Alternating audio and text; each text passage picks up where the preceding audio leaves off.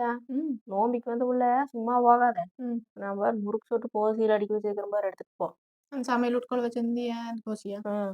அடி நல்லா இருக்காது அந்த கோசி எங்க வாங்குன முதல்ல? ரூ. 400 ம். ஈயக்காரங்கிட்ட அவிய ஆத்தா சேலைய எடுத்து போட்டு, ம். சரியான்னு ஓதி வாங்கி வச்சுக்கிறேன். உனக்கு வேணும்னு வச்சுக்க. அடி புள்ள.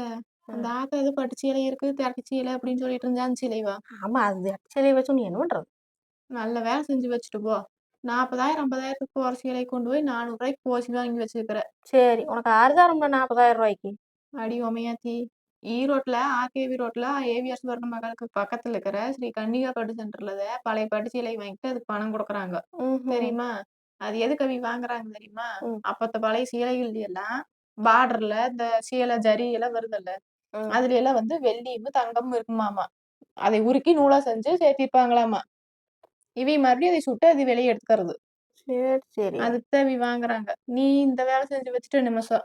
தெரியலையேடி இந்த விவரமெல்லாம். நான் ரீல்ஸ் அத்தனை அனுப்புறேனே நீ பாக்குறியா முதல்ல? நீ ஒரு நாளைக்கு 54 ரீல்ஸ் அனுப்புறிய, அதையே உட்காந்து பாக்குறது. நல்லது போ. நீ என்னத்துக்கு வாங்குற? சரி இன்னும் சரி, 2 இருக்குதா? இருக்குது. இன்னும் அது மாதிரி கல்யாண சேலை, நிச்சயித்த சேலை, ஓரப்பட்ட சேலை கிடக்குது. கம்முனு அதையெல்லாம் பத்திரமா வச்சிரு. ம். அடுத்த கடுவு வாரேன். ஆ. கொண்டு போய் குடுத்து போட்டு பணத்த வாங்கிட்டு வரலாம். அப்போ ஒரு அமௌண்ட் மாட்டிடலாங்கிற. மாட்டில மாடு வேற 2 வாங்கணும்னு இருந்தியல்ல. மாட்டினீன்னா 1, 2 உருப்படி வாங்கி கட்டிக்கலாம். 2 உருப்படி என்ன 2 பவுனே எடுத்துக்கல, வா போலாம்.